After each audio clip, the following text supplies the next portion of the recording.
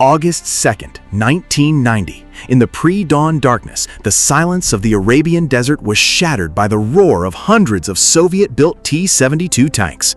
Under the direct orders of President Saddam Hussein, over 100,000 elite Iraqi troops poured across the southern border into Kuwait. It was a massive, overwhelming blitzkrieg that caught the small, oil-rich nation completely by surprise. Within a matter of hours, Iraqi Republican Guard units had penetrated deep into the heart of Kuwait City. Kuwait's armed forces fought back valiantly, but they were vastly outnumbered and outgunned. The royal palace was stormed, forcing the emir, Sheikh Jabir al-Ahmad al-Sabah, and his top leadership to flee into exile to neighboring Saudi Arabia just minutes before Iraqi forces closed in.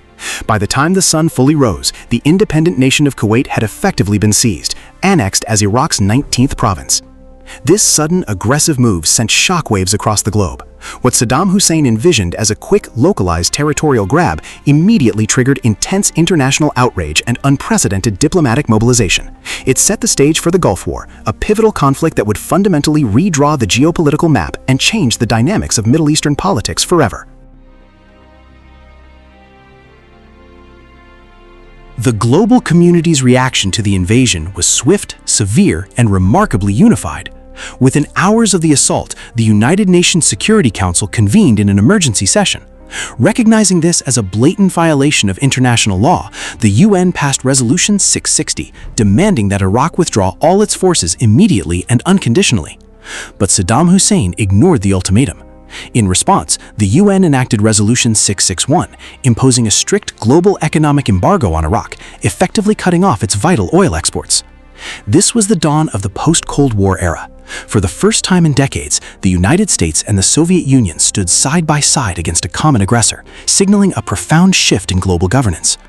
Why did the sovereignty of this small desert nation become such a critical matter of global security? The answer lay beneath the sand: oil.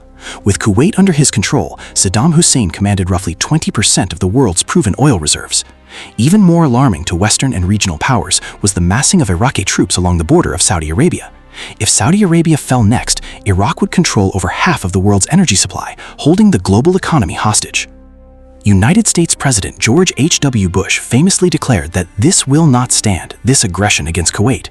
Washington quickly initiated Operation Desert Shield, deploying American forces to Saudi Arabia to deter further Iraqi advancement. What followed was one of the most diverse international coalitions ever assembled. Over 30 nations, including Arab allies like Egypt and Saudi Arabia, alongside Western powers like Britain and France, joined forces.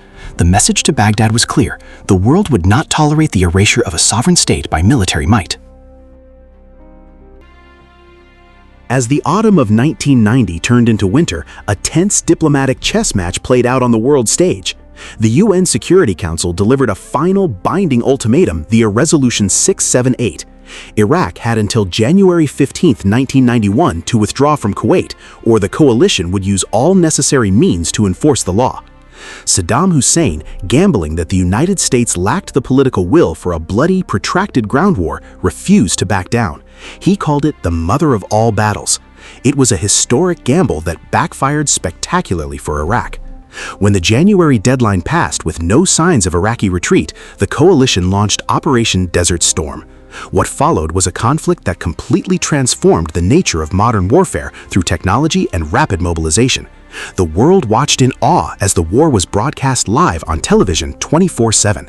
This was the war of the future, a conflict defined by high-tech precision-guided munitions, stealth aircraft, and satellite communication. For nearly 5 weeks, a relentless coalition air campaign systematically dismantled Iraq's command centers, radar networks, air defenses, and supply lines. The Iraqi military, despite its massive size, found itself completely blind and helpless against the onslaught. When the ground offensive finally commenced in late February, it was over almost as quickly as it began. Using a brilliant flanking maneuver through the open desert, famously known as the left hook, coalition forces bypassed the heaviest Iraqi defenses. In just 100 hours of ground combat, the Iraqi army was decisively defeated, fleeing Kuwait in disarray. The coalition achieved its primary objective. Kuwait was liberated and its legitimate government was restored. Although the war ended quickly, the legacy of the 1990 invasion and the subsequent conflict continues to haunt Middle Eastern politics to this very day. Saddam Hussein's military was crushed, but he managed to maintain his grip on power within Iraq, leading to a decade of brutal internal oppression and crippling international sanctions that devastated the civilian population. The events of 1990 fundamentally altered the balance of power in the region. It firmly established the United States as the sole superpower in the post-Cold War era and led to a permanent, massive American military footprint in the Persian Gulf. This permanent foreign presence created deep-seated resentment among certain regional factions, inadvertently sowing the seeds for future extremist movements and the rise of global terrorism. Furthermore, the unresolved tensions of the 1991 Gulf War directly paved the way for the 2003 invasion of Iraq, which ultimately toppled Saddam Hussein's regime, but plunged the region into decades of deeper instability, sectarian violence, and geopolitical strife. The ripples of those Iraqi tanks crossing the Kuwaiti border in August 1990 are still being felt in every major conflict in the Middle East today. The invasion of Kuwait was far more than a localized dispute over oil or borders. It was a defining threshold moment of the late 20th century. It tested the resolve of the international community at the birth of a new global era, and it proved just how quickly the geopolitical landscape can be altered by a single aggressive choice. Looking back at this critical chapter of modern history, how do you assess the role of international law in protecting sovereign nations from external aggression? Did the coalition's intervention establish a successful precedent for global security, or did it unlock a Pandora's box of interventionism that we are still dealing with today? We want to hear from you. Please share your thoughts, insights, and analysis in the comments section below.